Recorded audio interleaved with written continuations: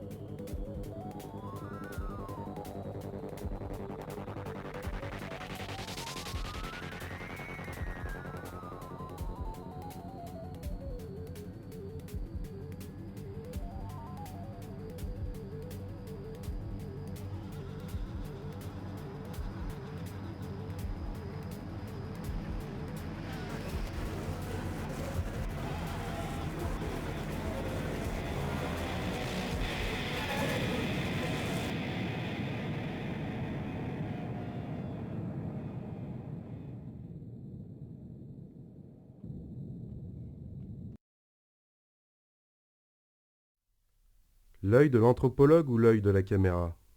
Un objectif observe le monde et donne à voir une certaine réalité. Cette réalité observante et observée peut être également l'œil de l'anthropologue, qui, à travers son regard, rend compte d'une réalité sociale.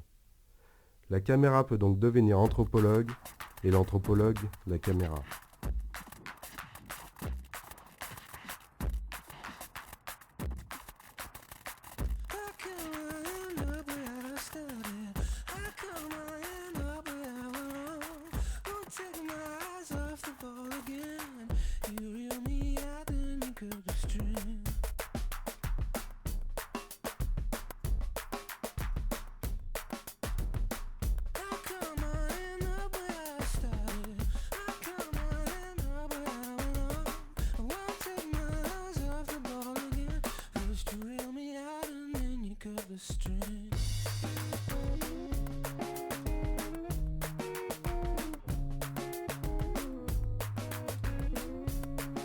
Des espaces comme l'université, les transports en commun ou encore la rue sont à la fois vides et remplis.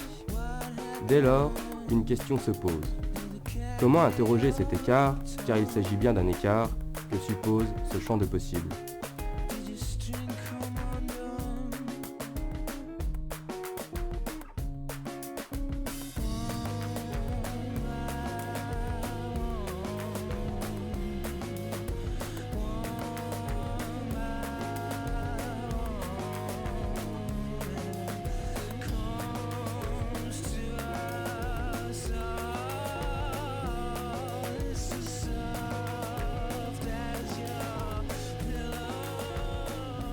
Tout comme la caméra, les médias scrutent, reproduisent et diffusent une vision de la réalité qui se veut objective. C'est-à-dire, comme le souligne François Laplantine, un certain mode de rationalité européo et surtout américano-centré, qui sous les termes de positivité, d'objectivité, de neutralité, d'impartialité et de vérité, dissimule en fait de la normativité. Dès lors, revendiquer la subjectivité devient un acte résolument politique.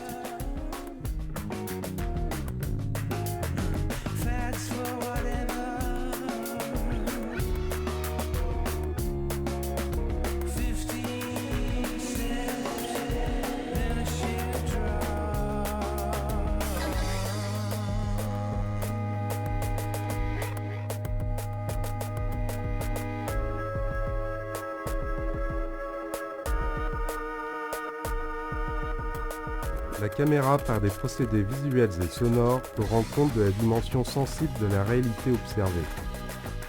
Réalité sensible, donc réalité subjective du monde social, dans lequel les espaces de la ville prennent vie, prennent corps, prennent âme.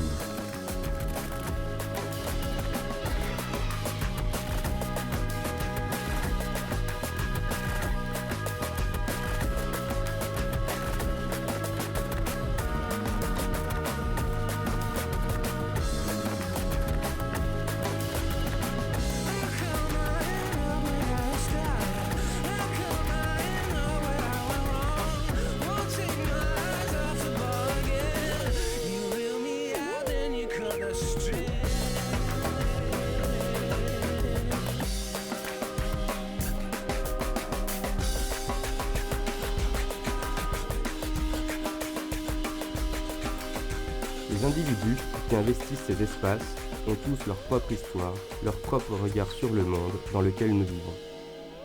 Des histoires se croisent donc tous les jours, chaque seconde, sans se regarder ni échanger.